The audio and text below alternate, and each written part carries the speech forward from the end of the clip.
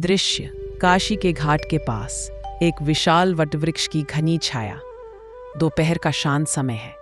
गंगा जी मंद मंद बह रही हैं और उनकी लहरों की ध्वनि एक नैसर्गिक संगीत पैदा कर रही है। संत कबीर अपने काघे के पास एक साधारण सी चटाई पर बैठे हैं। उनके हाथ धागों में रमे हैं, पर आंखें कहीं शून्य में देख रही हैं। पास ही संत रविदास अपनी पारंपरिक चर्मकारी का औजार हाथ में लिए बैठे हैं। उनके चेहरे पर एक सहज करुणा और शांति का भाव है। तभी एक व्याकुल, परेशान सा व्यक्ति, जिसे हम जिज्ञासु कहेंगे, उनके पास आता है। उसके चेहरे पर चिंता की लकीरें हैं। वह दोनों संतों को प्रणाम करता है। जिज्ञासु हाथ जोड़कर कांपती आवाज में, हे महात्माओं, मुझे क्षमा करें। मैं बहुत दूर से आपकी कीर्ति सुनकर आया हूँ। मैंने ग्रंथ पढ़े, उपदेश सुने, पर मेरा मन एक पल को भी नहीं टिकता। लोग कहते हैं निरंकार का ध्यान करो जो रूप रंग से परे है, पर कैसे? मेरा मन तो 10,000 रूपों में भटकता है। कृपा करके मुझे 5 मिनट में मन शांत करने की कोई असरदार तकनीक बताएं। मैं थक गया हूँ।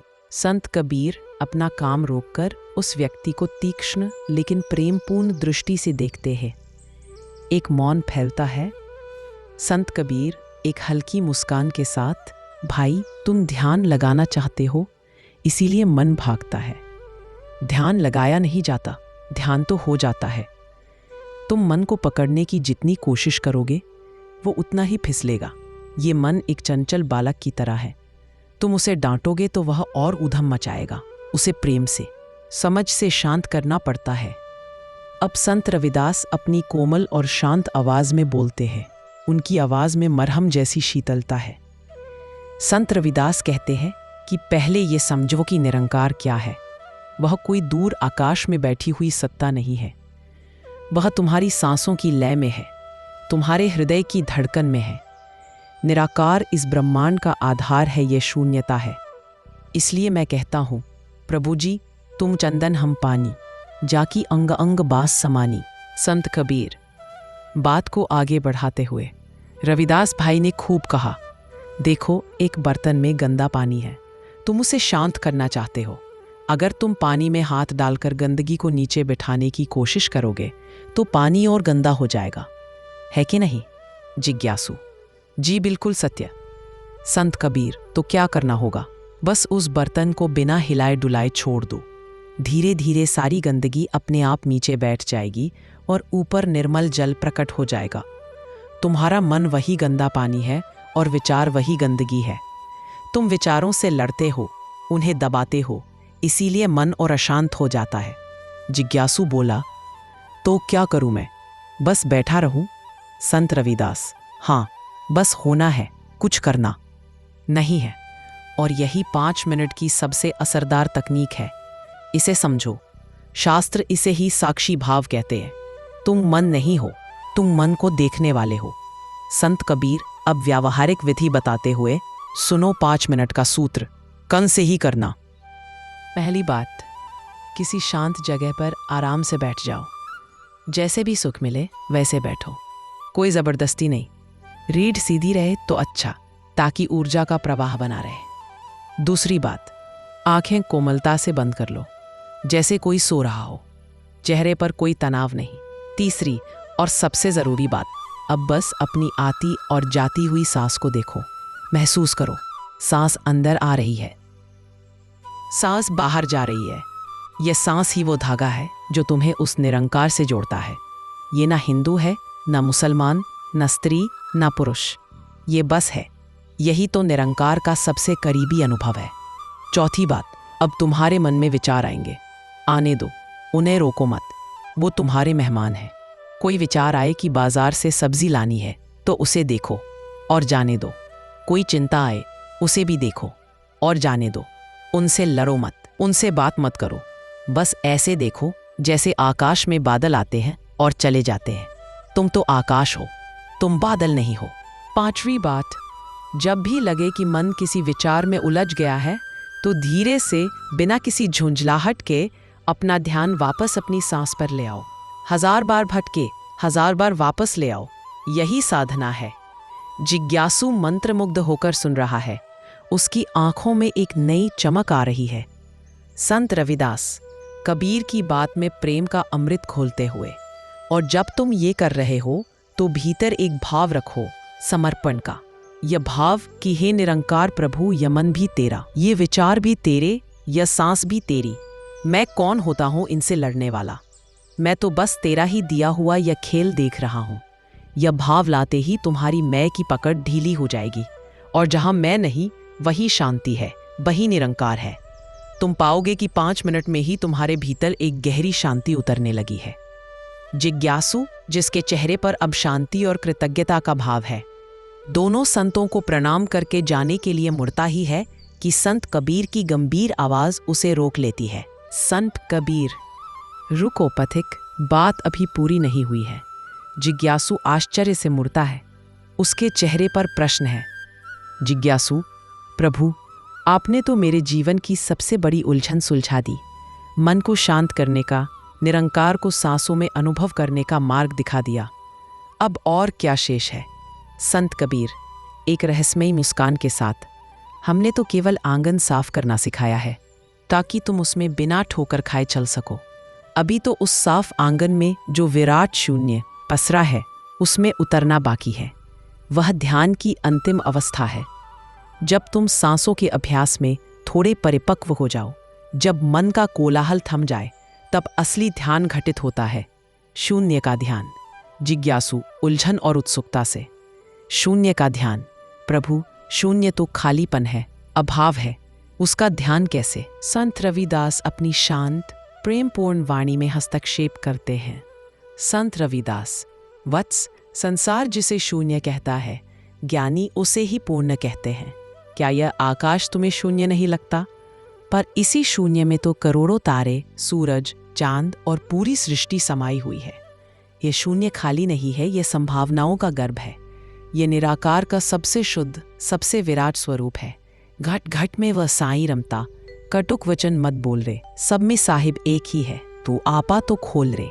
अर्थ, कण कण में वही ईश्वर बसता है, इसलिए कड़वे वचन मत बोलो। जब सब में एक ही ईश्वर है, तो तू बस अपने अहंकार का पर्दा तो हटा। यह आपा यानी अहंकार का पर्दा हटते ही जो प्रकट होता है, वही शून्य है, वही पूर्ण है। संत कबीर, रविदास भाई ने सत्य कहा। अब विधि सुनो। यह करने की नहीं, होने की विधि है। जब तुम साक्षी भाव में टिकने लगो, तो ध्यान में बैठते ही उस परम तत्व के एहसास में लीन हो जाओगे। शून्य ध्यान की विधि। प्रथम चरण, स्थिरता। पहले सांस की विधि से अपने मन को शांत करो।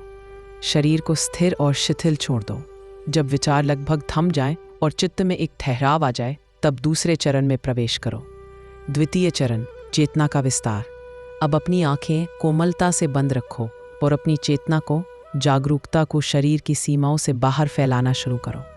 अनुभव करो कि तुम्हारी चेतना सिर्फ तुम्हारे मस्तिष्क या हृदय में नहीं, बल्कि तुम्हारे चारों ओर जो खाली जगह है, जो अवकाश है, उसमें फैल रही है। जिज्ञासु, बीच में टोकते हुए, चारों ओर की खाली जगह, ये जो मेरे और आपके बीच में है, ये जो इस वृक्ष और आकाश के बीच में है।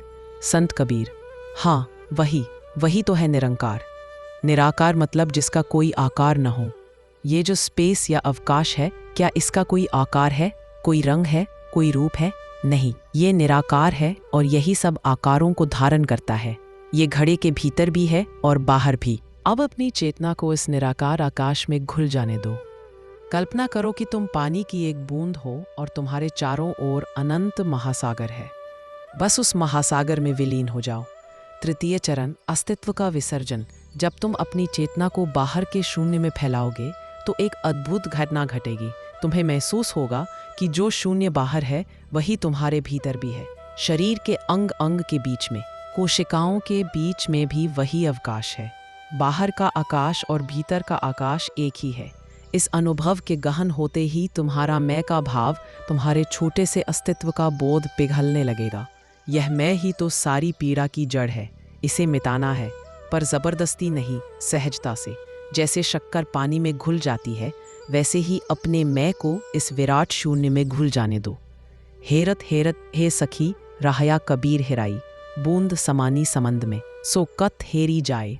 अर्थ, खोजते खोजते हे सखी, कबीर खुद ही खो गया। जैसे पानी की बूंद समुद्र में समा जाए, तो उसे फिर कैसे खोजा जा सकता है। जब साधक परमात्मा को खोजते खोजते खुद ही खो जाता है, वही शून्य ध्यान है। आंखें बंद करके अनुभव करने की कोशिश करता है, फिर आंखें खोलकर कहता है, पर प्रभु यदि मैं ही मिट गया, मैं ही नहीं रहा, तो उस परमात्मा के एहसास को, उस आनंद को अनुभव कौन करेगा? यह एक अत्यंत गूढ़ प्रश्न है। संत रविदास उस जिज्ञासु के कंधे पर हाथ रखकर करुणा से समझाते हैं। संत रविदास, बहुत गहरा प्रश्न पूछा। वत्स, सुनो, जब तक तुम हो तब तक परमात्मा का अनुभव है, यानी तुम अलग हो और वह अलग है। यह द्वैत है। लेकिन जब शून्य ध्यान में तुम नहीं रहते, तो तुम स्वयं परमात्मा हो जाते हो। फिर अनुभव नहीं रहता, अनुभूति हो जाती है। अनुभव करने वाला और अनुभव की जाने वाली वस्तु का भेद मिट जाता है। ज्ञाता, ज्ञेय और ज्ञान एक हो जाते हैं। तब आनंद को कोई अनुभव नहीं करता, साधक स्वयं आनंद स्वरूप हो जाता है। जैसे नमक से पूछो कि समुद्र का खारापन कैसा है, वह क्या बताएगा? वह तो खुद समुद्र होकर खारा हो गया है। संत कबीर अंतिम और निर्णायक बात कहते हुए, यही परम मुक्ति है, यही कैवल्य है।